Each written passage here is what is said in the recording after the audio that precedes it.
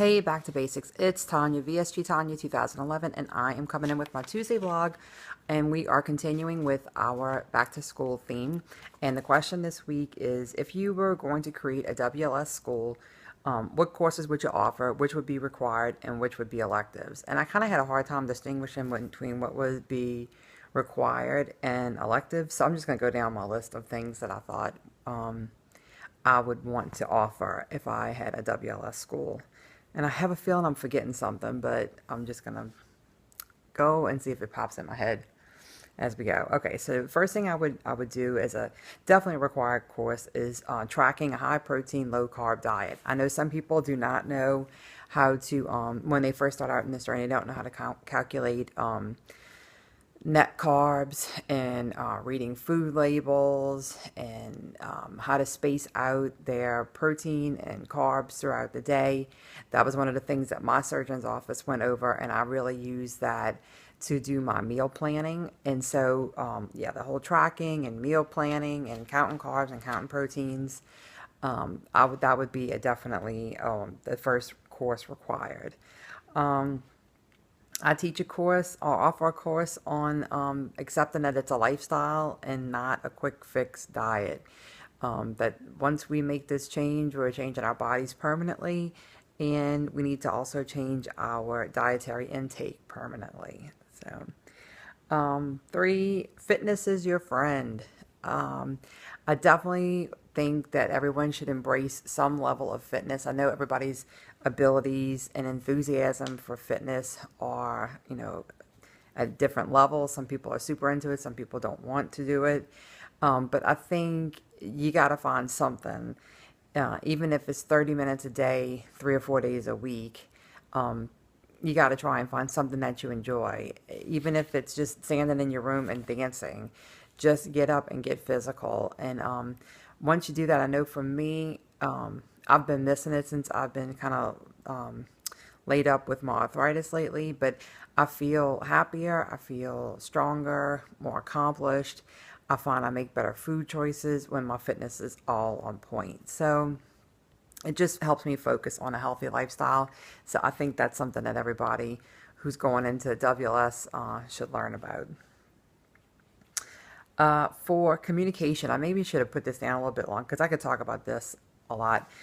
Communication, I think that we all find a bump in the road somewhere with communication, whether it's communicating with our close family members like our spouses.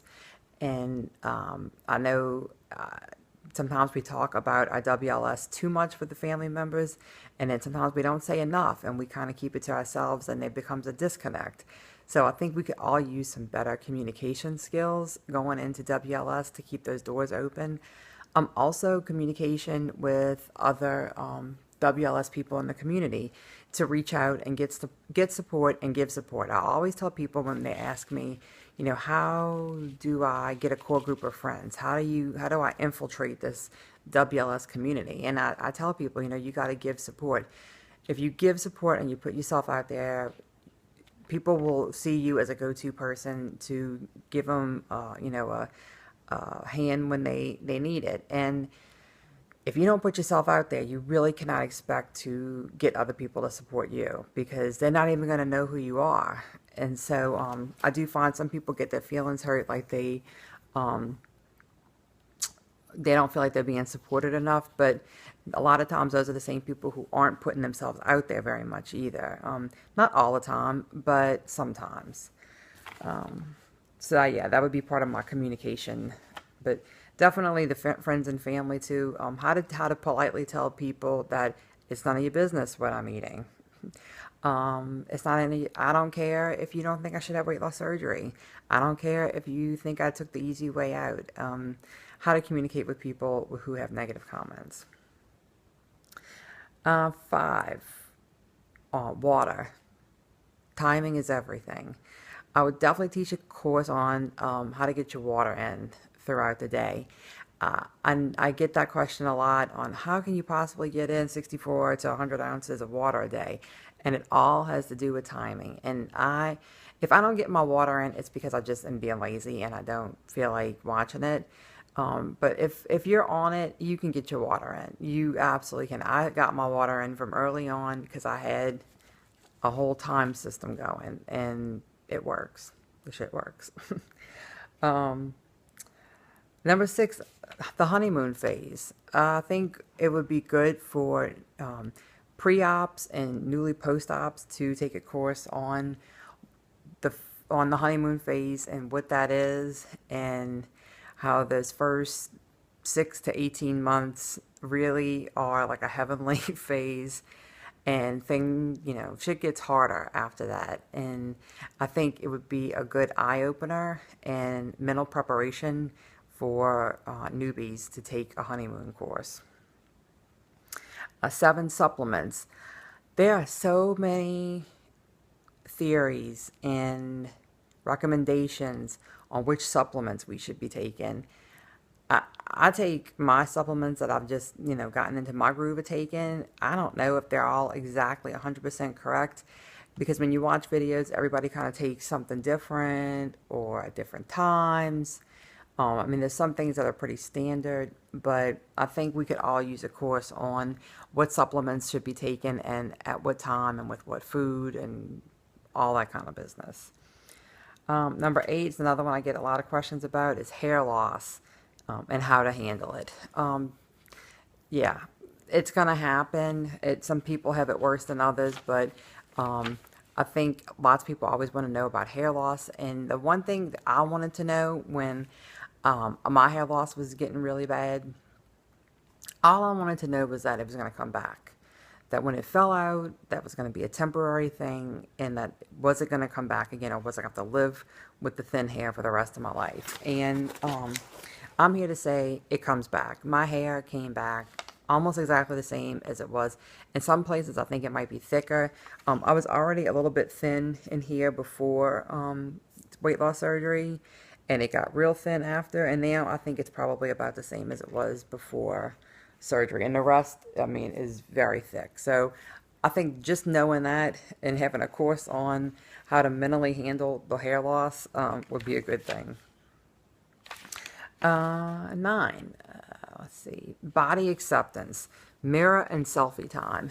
A lot of people, myself included, had hard times accepting the new body, and like, who am I? Who is this person in the mirror? I don't even recognize this person.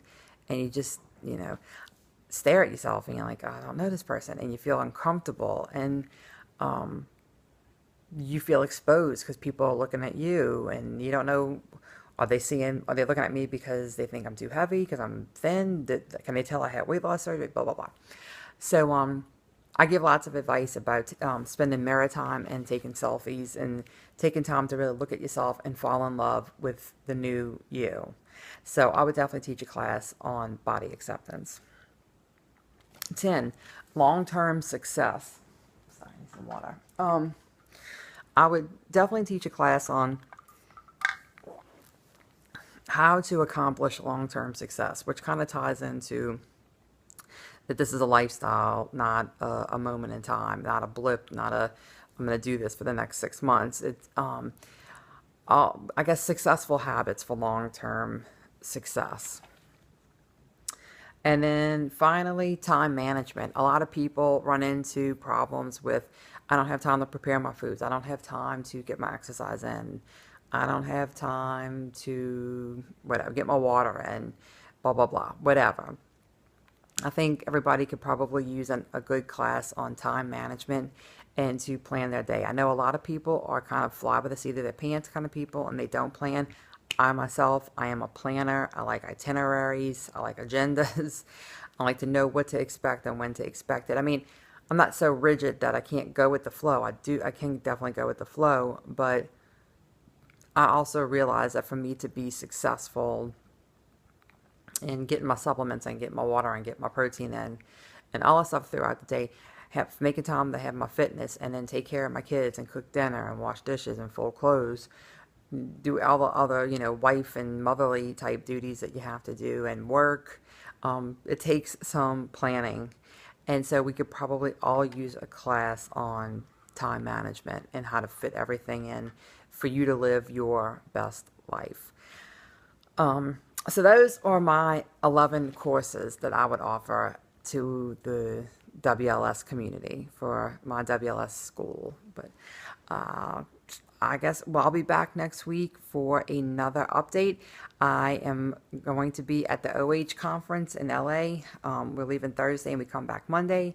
So we'll have lots of things going on then. I'm looking forward to that. And I will maybe briefly touch on that in my next video. All right. Thanks, guys. Y'all have a great week. Bye.